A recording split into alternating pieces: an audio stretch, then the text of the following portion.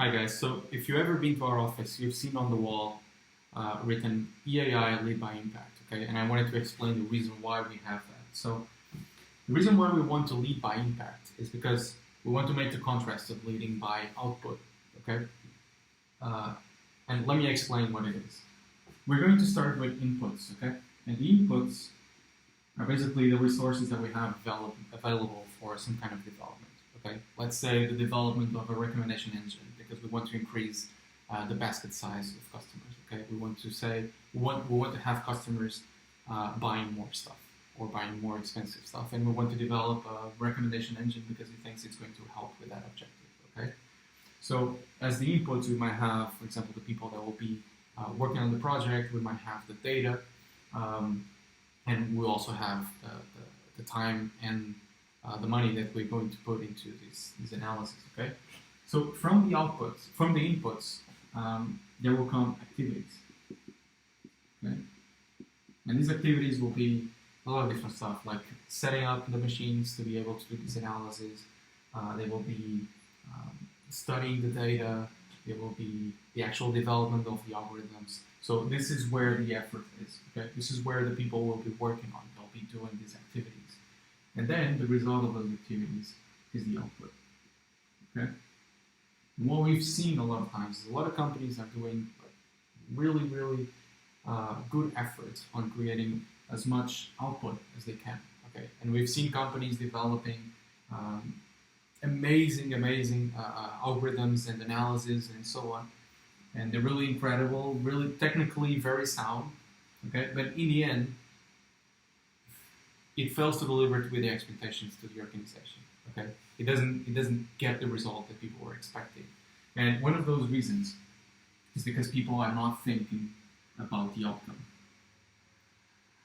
Because the outcome, a lot of times, is not limited by the technical implementation of a data science or artificial intelligence system, but it is limited by other things, like context, capability of deploying the model, okay? You might develop a very good model, but that model might be too slow to be developed to production, to be deployed to production. It might be because it's not aligned with the way that the end user is going to use it, okay? So maybe you're trying to develop a recommendation engine to be used by a marketing specialist, and you haven't talked with the marketing specialist. Someone told you to do this thing. So that's going to be a problem, because in the end, you're going to develop a product that your end user won't like or won't be able to use. So in the end, you have a great output, but your outcome is null and sometimes even negative, okay? And I would even say that if the outcome is null, the impact has to be negative, because there was a lot of effort and put into this, and there was a lot of other investments like financial, time investments, and so on. They were put into something that didn't deliver any results. So someone did a lot of stuff, but that a lot of stuff did not convert into actual results. Okay, and then the impact. It's the long-term effect of all these results. Okay, so in an ideal world, we might identify, after doing data strategy, that we need to develop a recommendation engine. Okay, because recommendation engine is usually an easy way to increase the sales that we have to our customers, because we're going to recommend products they will most likely like. And with a higher probability of them buying them, okay? And these small things will all add up to, in the end, we have a higher value for the client basket.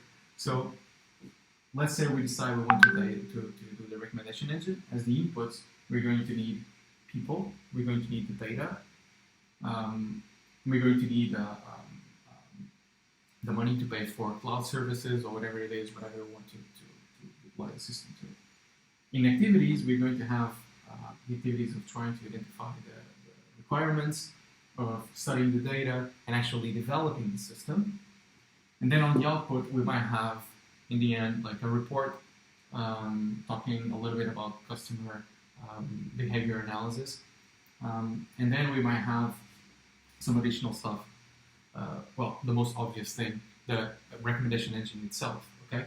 And then as the outcome is related to the result that we're trying to achieve by developing the recommendation engine.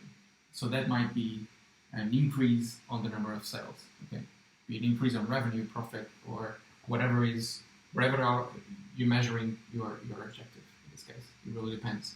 And then the impact will be just better success for the company, higher revenue, long term, okay? We're just being able to compete with others because all the other companies will be developing recommendation engines. And if you don't do this, you're going to stay behind them. So you probably want to develop it. So this is the way we think, is we don't go into developing anything before we can make sure that it's going to deliver long-term impact, okay? A lot of times we cannot guarantee this, but this thing needs to be guaranteed always. And this should always come before the output. Because in the end, the company does not really care if you have a very impressive superhuman algorithm, if that superhuman algorithm is safe somewhere and it's not doing anything for the company. Okay? And that's basically it. That's why we have EAI lead by impact.